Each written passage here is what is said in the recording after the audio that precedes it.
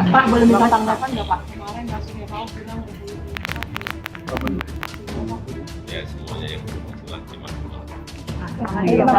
Terima kasih Pak Presiden. Tapi sayang, 1000 kali sayang.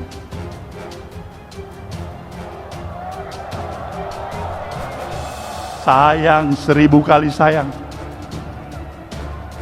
Harapan belum menjadi kenyataan.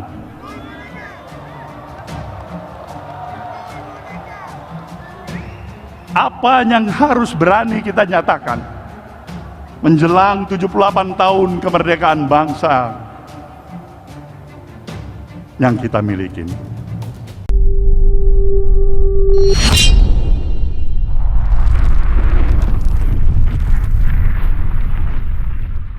Politik itu mesti mengalami dialektika, dan ini yang sedang sedang digemari oleh Anies lah itu, dan AHY itu. Tentu AHY lebih awal karena SBY udah kita tahu mengkritik Jokowi walaupun dalam bentuk satire atau bahkan dalam bentuk puisi itu. Tetapi poinnya adalah mesti ada pihak yang mengkritik Jokowi dan mesti ada pihak yang membela Jokowi. Ada soal kan? Jadi itu pentingnya tuh. Nah kalau kita lihat pertarungan ide itu, kita masih boleh menduga bahwa tentu Anies dan AHY berupaya memberi kritik secara akademis karena dua-duanya akademisi itu dasarnya begitu. Jadi yang diperiksa adalah logik dari public policy, kan itu dasarnya kan. Yang seringkali juga ditujukan pada saya, Rocky Gerung itu hanya mengucapkan kritik secara akademis, solusinya apa? Saya katakan bahwa saya memberi kritik terhadap kebijakan dengan perspektif akademis, tapi saya warga negara, saya bukan akademisi yang menuntut semacam pembuktian dalil. Itu intinya, kita memberi kritik karena kita warga negara. Kritik itu bisa memakai fasilitas akademisi atau bisa memakai fasilitas yang lain, tuh kebencian misalnya atau tidak suka. Saya tetap pakai argumen akademisi kan, tetapi jangan tagih saya solusinya tuh, kan saya udah bayar pajak supaya kritiknya solusi. Masa saya kasih kritik untuk perbaikan, saya juga punya kasih solusi, saya bayar pajak juga. Jadi itu yang penting tuh. Jadi nanti satu waktu kalau dikatakan bahwa apa yang sudah dibikin sama AHY, apa yang sudah dibikin sama Anies, harus dikasih tahu bahwa mereka berdua memberi kritik kebijakan berdasarkan analisis akademik, kan itu intinya tuh. Jadi harus siap untuk menghadapi segala macam tantangan, kemudian rekamnya akan dilihat lengkap, semua hal-hal yang menyangkut dengan kebijakan, langkah yang pernah dikerjakan juga pasti akan dilihat, sehingga saya melihat itu menjadi salah satu faktor yang membuat ketika bicara tentang kriteria ikut menentukan. Kalau bermasalah, kan masalahnya jadi beban bagi yang bersangkutan, bukan? Saya selalu ingin merasa baik. Saya ingin selalu mempersiapkan diri dalam apapun tugas dan harapan rakyat. Itulah mengapa saya akhirnya mengakhiri pengabdian di TNI dan masuk dalam dunia politik dan juga kemasyarakatan, karena saya ingin mempersiapkan diri menjadi bagian dari itu. Saya tidak ingin mengambil terlalu jauh, tapi saya punya optimisme dan keyakinan jika melalui dengan niat yang baik, dan sekali lagi tadi ada saling percaya satu sama lain, insya Allah apapun tugas yang saya dapat jalankan, siap dan tentunya bisa berbuat yang terbaik.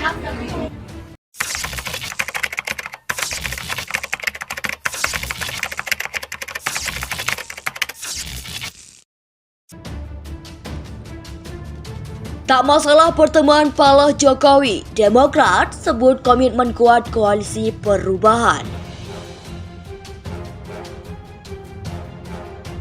Partai Demokrat menyatakan pertemuan antara Ketua Umum Partai Nasdem Surya Paloh dengan Presiden Joko Widodo merupakan hal wajar terjadi.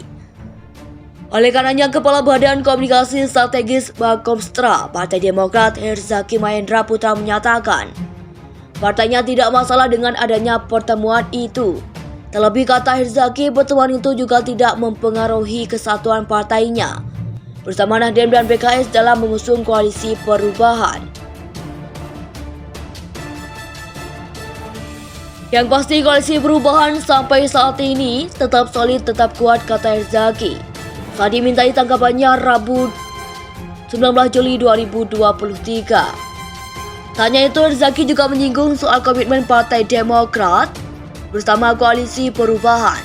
Kata dia, dengan bertemunya Surya Paloh dengan Jokowi tidak menjadi pengaruh komitmen Demokrat dalam membawa perubahan dan perbaikan bersama Anies Baswedan sebagai bakal calon presiden Capres.